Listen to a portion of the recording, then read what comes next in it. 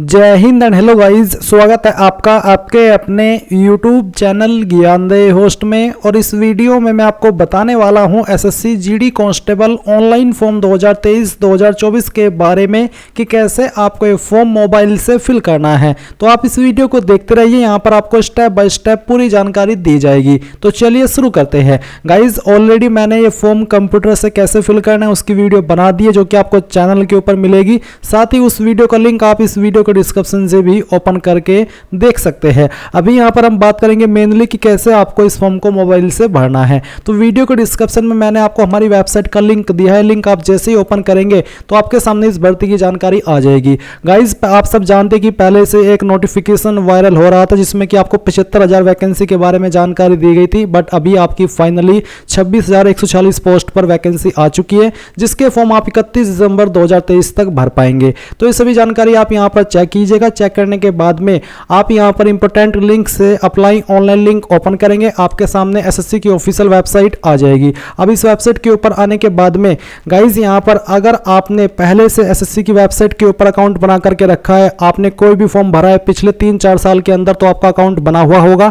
आप यहां पर उसी रजिस्टर नंबर एंड पासवर्ड का इस्तेमाल करके लॉगिन कर लेंगे। बट आपका अकाउंट तो बना हुआ है और आपका जो पासवर्ड है वो आपको याद नहीं है, या फिर रजिस्टर नंबर भी आपको याद नहीं है। तो ऐसे में आप क्या करेंगे? ऐसे में आपको यहाँ पर फॉरगॉट पासवर्ड इसके ऊपर क्लिक करना है और जो आपकी परमानेंट स्टेट है वो आपको सिलेक्ट करनी है, जो कि आपने उस वक्त रजिस्ट्रेशन करते समय भरी थी। फिर यहाँ पर आप आपका ईमेल आईडी या फिर आपका जो नंबर है वो डालिएगा, जो कि आपने उस वक्त रजिस्ट्रेशन करते समय इस्तेमाल में लाया था। एंड फिर आप यहाँ पर सबमिट के ऊपर क्लिक करेंगे। सबमिट के ऊपर क्लिक करने के बाद में आपके मोबाइल नंबर और ईमेल दोनों के ऊपर ओटीपी जाएगा। कोई एक ओटीपी आप यहाँ पर डाल दीजिए एंड देन फिर आप ये कैप्चा कोड फिल कीजिए और उसके बाद में सबमिट के ऊपर क्लिक कीजिए। सबमिट के ऊपर क्लिक करने के बाद में आपको आपका रजिस्टर नंबर एंड जो आपका ईमेल आईडी है रजिस्टर जो आपने किया था वो दोनों आपको देखने को मिल रहा है। रजिस्टर नंबर यहां से नोट कर लीजिए और एक न्यू पासवर्ड आपको यहां पर बना लेना है। उस न्यू पासवर्ड को दोबारा डाल करके वेरीफाई करना है एंड देन सबमिट कर देना है। सबमिट करने के बाद में गाइज यहां पर आप होम पेज पर आ जाइएगा और फिर आपको यहां पर नई इंफॉर्मेशन जो कि आपका रजिस्टर नंबर एंड पासवर्ड का इस्तेमाल करके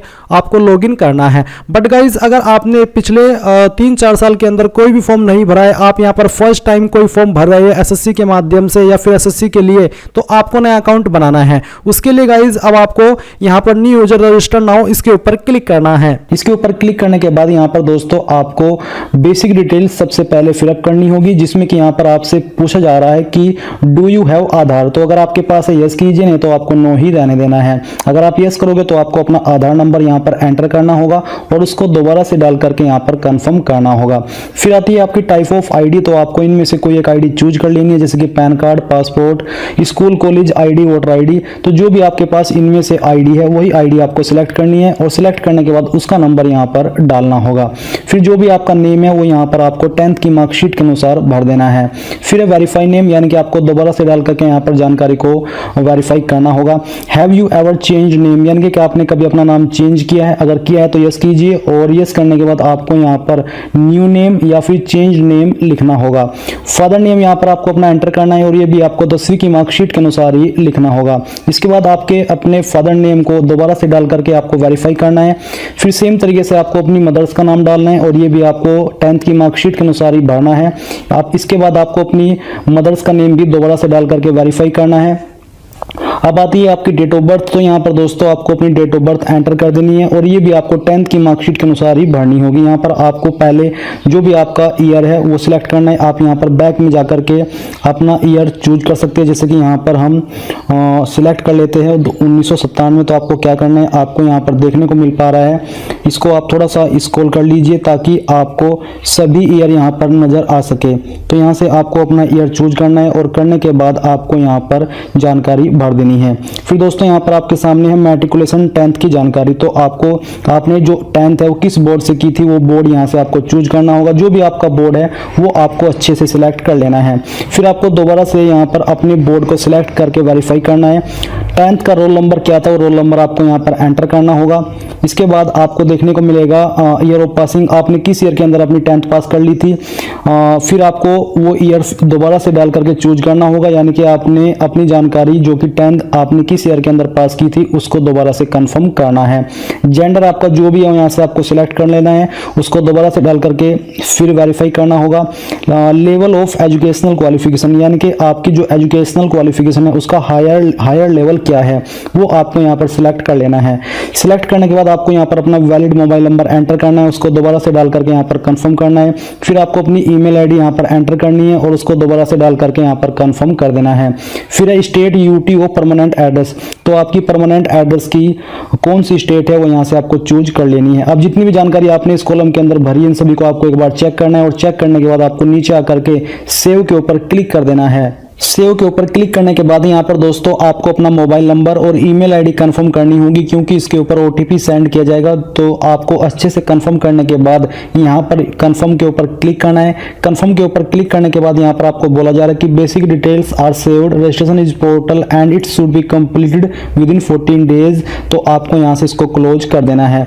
अब क्लोज करने के बाद यहाँ पर आपको बोला जा रहा है कि your registration is parcel and it should B complete, यानी कि 14 दिन के अंदर कंप्लीट किया जाएगा। और यहाँ पर आपका जो रजिस्ट्रेशन नंबर है वो भी आपको मिल चुका है, तो आपको यहाँ से इसको क्लोज कर देना है।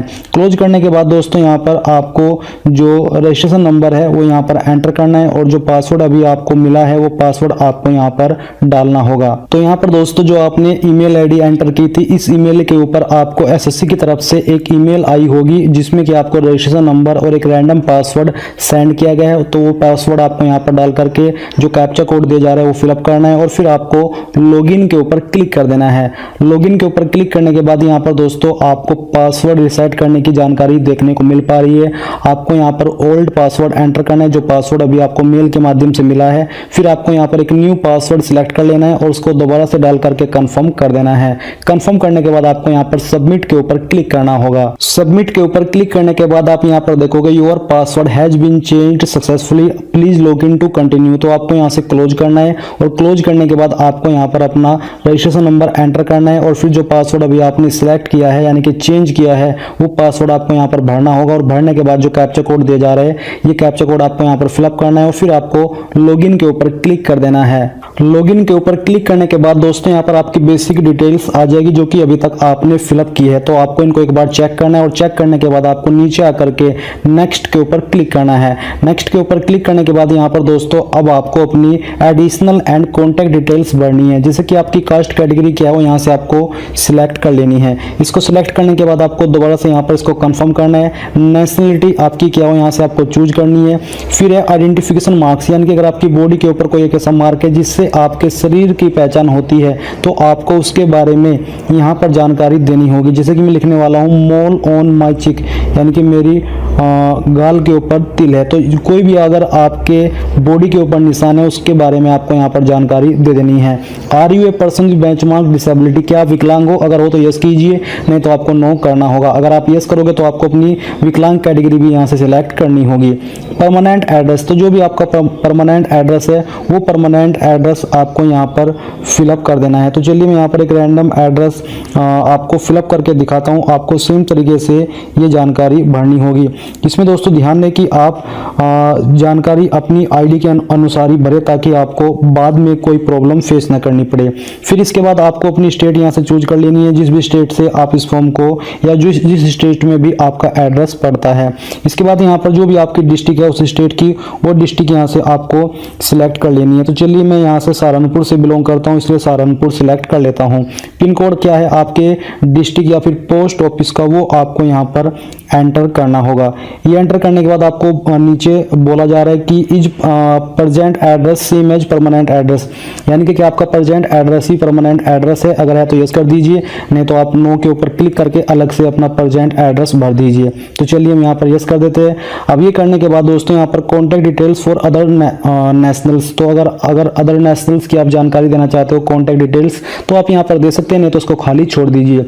अब जितनी भी जानकारी आपने यहाँ पर भरी इन सभी को एक बार चेक कर लेना है और चेक करने के बाद आपको नीचे आकर के पहले सेव के ऊपर क्लिक करना है ताकि ये जानकारी सेव हो जाए और इसके बाद आपको यहाँ पर फाइनल सबमिट के ऊपर क्लिक करना है, या फिर आप यहाँ पर जो आपके सामने डिक्लेरेशन आया है इसको एक बार रीड कर लीजिए और रीड करने के बाद आपको आई एग्री के ऊपर क्लिक करना है और फिर यहाँ से आप टेक ड्राफ्ट प्रिंट के ऊपर क्लिक करके ड्राफ्ट प्रिंट भी ले सकते हैं, नहीं तो आपको फाइनल सबमिट के ऊपर क्लिक करना है। इसके ऊपर क्लिक करने के बाद दोस्तों यहाँ पर आपको मोबाइल और ईमेल के ऊपर OTP सेंड किया गया, आप इनमें से कोई भी एक OTP डाल करके यहाँ पर इसको सबमिट कर दीजिए। अब गाइज लॉगिन करने के बाद में आप यहाँ पर लेटेस्ट नोटिफिकेशन में देखेंगे constable GD in central arm police force. Basically आपकी यहाँ पर SSC GD की वैकेंसी अपडेट कर दी गई है। आप अप्लाई के ऊपर क्लिक करेंगे, इसके ऊपर क्लिक करने के बाद आपके सामने कुछ ऐसा इंटरफेस आ जाएगा। बेसिकली जो इन्फॉर्मेशन आपने रजिस्ट्रेशन में भरी थी वो जानकारी आपके सामने जो कि आपको चेक करनी है, एंड जो जानकारी आपको यहाँ पर भरनी है वो आपको 14.1 से भरनी है, जिसमें कि आपको आंसर करना है कि क्या आप एक्स सर्विसमैन है, जो कि सर्विंग भी हो सकते हैं आर्म फोर्स के, यानी कि अभी अगर आप सेवा में है तब भी आप यहाँ पर यस कर सकते हैं। अगर आप ना सेवा में है और ना एक्स सर्विसमैन है तो आप यहाँ पर नो करेंगे। इसके बाद में गाइज यहाँ पर अगला सवाल है 15.1 का, जिसमें कि पूछा है कि क्या आपको आयु सीमा के अंदर छूट चाहिए। अगर आप SC ST OBC category candidate है जिनको छूट मिलती है तो आप इसमें यस करेंगे, नहीं तो आपको नो करना है। एंड गाइज अगर आप SC ST OBC है और आप ओवरेज नहीं हुए हैं, 23 साल उम्र आपने क्रॉस नहीं की है तो आप यहाँ पर नो कीजिएगा, बट अगर आप क्रॉस कर चुके हैं तो आप यहाँ पर यस कर दीजिए। इसके बाद में आपको किसके तहत छूट चाहिए वो आपको कैटेगरी सेलेक्ट कर लेनी है।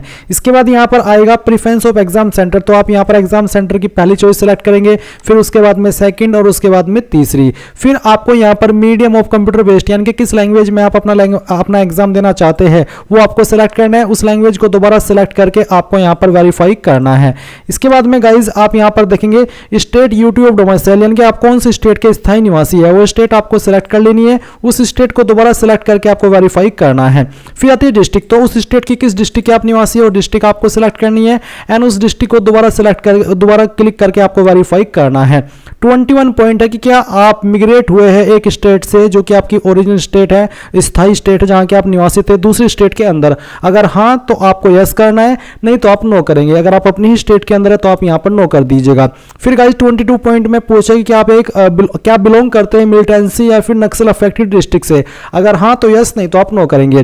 फिर आता है 24 पॉइंट जहां पर आपको आपकी पोस्ट प्रेफरेंस देनी है, तो आप पोस्ट डिटेल्स के ऊपर क्लिक कीजिए और यहां पर देख लीजिए कि कौन से डिपार्टमेंट का पोस्ट कोड क्या है। मान लीजिए आपको यहां पर सबसे पहली प्रेफरेंस आपकी BSF को देनी है कि हाँ अगर मैं सिलेक्ट होता हूं तो मैं चाहूंगा कि मेरा सिलेक्शन BSF के अंदर किया जाए, तो आप पोस्ट कोड में पहले नंबर पर A लिखेंगे। फिर आप चाहते कि आपको सेकंड प्रेफरेंस, एग्जांपल के लिए बता रहा हूं, आप चाहते हैं सेकंड नंबर पर कि मैं ITBP में जाना चाहता हूं अगर BSF में नंबर नहीं होता, तो फिर आप यहां पर A के बाद में जो BSF का ITBP का कोड है वो E है, तो आप A के बाद E लिखेंगे और उसके बाद में आपकी मर्जी है, मैंने आपको एग्जांपल दे दिया है, जहां पर आप जो कोड भरना चाहे वो भर सकते हैं आपकी पोस्ट प्रेफरेंस के अकॉर्डिंग। उसको दोबारा डाल करके आप यहां पर वेरीफाई भी करेंगे। फिर 25 पॉइंट है हाईएस्ट एजुकेशनल क्वालिफिकेशन, आप यहां पर वही वाली क्वालिफिकेशन सेलेक्ट कीजिएगा जो कि आपने कंप्लीट कर ली हो, वो सिलेक्ट मत कीजिएगा जो कि आप कर रहे हो। इसके बाद 26 पॉइंट में आप यहां पर 10th सेलेक्ट कर लीजिए। फिर आपको यहां पर स्टेटस में बताना है कि आप पास कर चुके हैं या फिर अभी आप कर रहे हैं, जो भी स्टेटस है वो आप सिलेक्ट कीजिए। पासिंग ईयर यहां पर है, अब आपको यहां पर आपका बोर्ड सिलेक्ट कर लेना है। बेसिकली आपको यहां पर स्टेट सिलेक्ट करनी होगी और फिर जो आपका बोर्ड है वो भी आप सिलेक्ट कर लेंगे। अगर आपका खुद से यहां पर ऑटोमेटिक नहीं आता तो फिर आप यहां पर रिफ्रेश कर लीजिएगा। वेबसाइट को इशू की वजह से कोई वेबसाइट सही से ओपन नहीं हुई हो तब भी ये यहां पर नहीं आ सकता, यानी कि अगर आप रिफ्रेश करेंगे तो आपका यहां पर बोर्ड ऑटोमेटिकली आ जाएगा।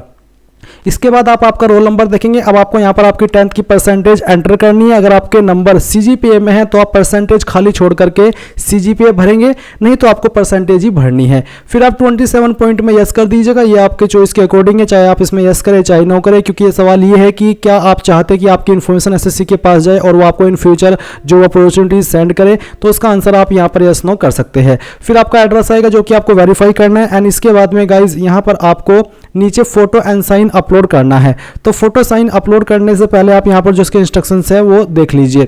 तो इसमें आपको यहाँ पर बोला है कि आपके फोटो का साइज 20 से 50 KB, सिग्नेचर का साइज 10 से 20 KB रखा है।